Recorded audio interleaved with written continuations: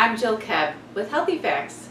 Today we're making a really easy vegan meringue. Hey, this is kind of like a game changer because if you've ever made meringue from egg whites, you know that it can be a little dicey. You can overmix them and the whole thing can fall apart.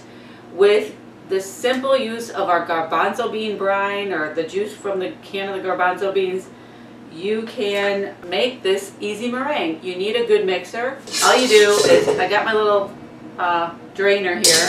Use organic beans because you're going to be drinking the juice, or if you can get the organic beans in the box, that would probably be a little bit better even. Alright, so I've got my liquid in there. You can use, gosh, your garbanzo beans, a million uses for that. Check out the oven snack chickpeas, whatever I'm calling those, that I made today. Those are so good. So you just like put some seasonings in, throw them in the oven. Crunchy, yummy garbanzo beans to snack on. Anyway, we're just gonna let this go. I mean, we're gonna put it on, and about 5 minutes later, you're gonna be amazed. I mean, what we have now is yellow liquid, and oh, look, watch. Alright,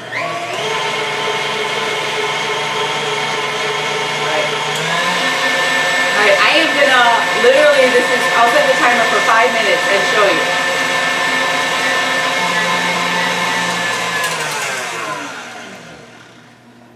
Okay, check it out.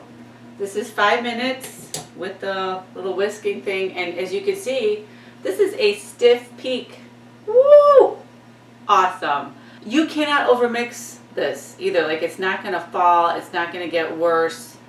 I mean, I guess if you let it sit out here a really long time, it will, but not like the egg whites, because I've had experience with both now.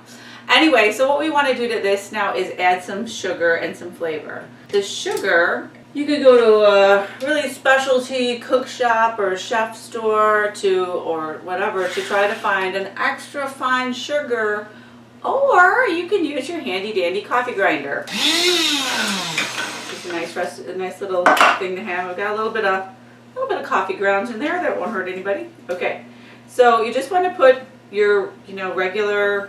You can use probably any different forms of sugar, depending on if you want the color to stay kind of white. Then you want to stick with kind of just an organic type of a sugar or whatever, cane sugar. No nutritional value here at all, but we're gonna blend. Make this a little fine using the coffee grinder.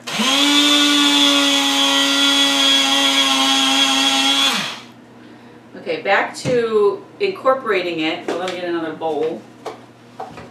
I can just do this in a couple batches. So I'm just going to keep doing this process just to get the sugar fine. And then I'll add this slowly, like I did it tablespoons at a time while the machine is running high. Just take your time to get it in there and let that go for another 3 minutes.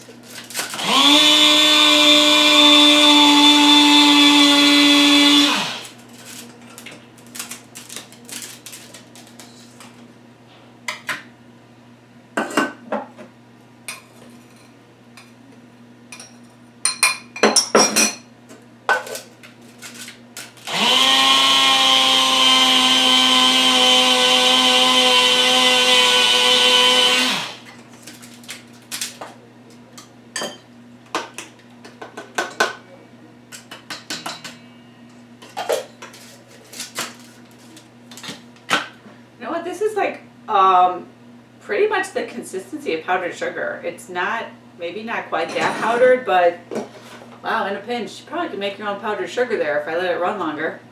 I think it's a deal. All right, so when you get this going, just add this in.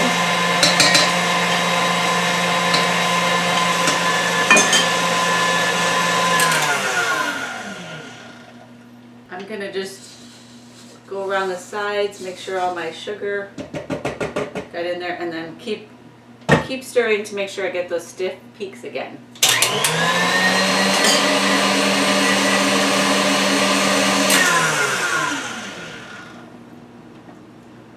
Okay, we have, I added a little, half of a teaspoon, again with the stiff peaks. Oh, so cool. There's a little bit of a sheen about it too. I did a half of a teaspoon of almond extract and a half of a teaspoon of vanilla. And At this point, this is a lovely, like, marshmallow fluff type of a situation here is what we got going. It is really yummy.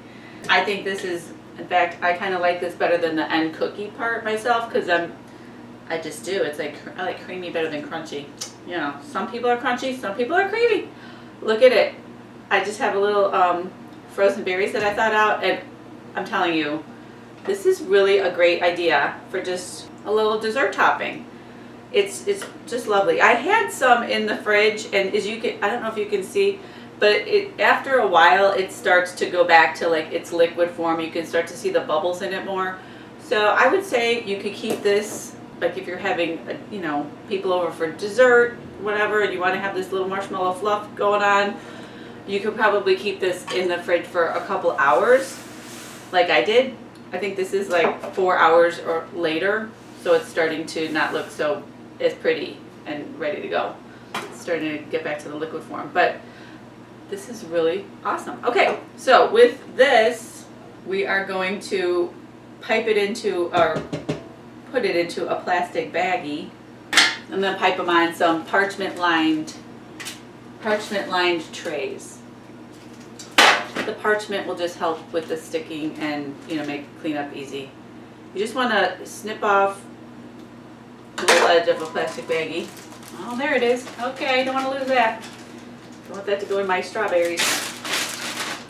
Okay.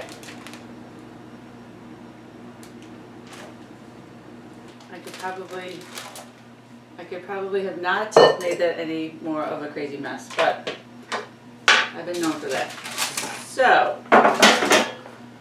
this is pretty easy to do. Whoop.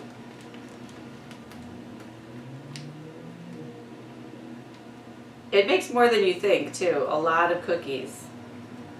But it's really easy to do with this plastic baggie. Okay, that made so many, I don't even know how many. 3 trays full, and I could make more, but that's enough.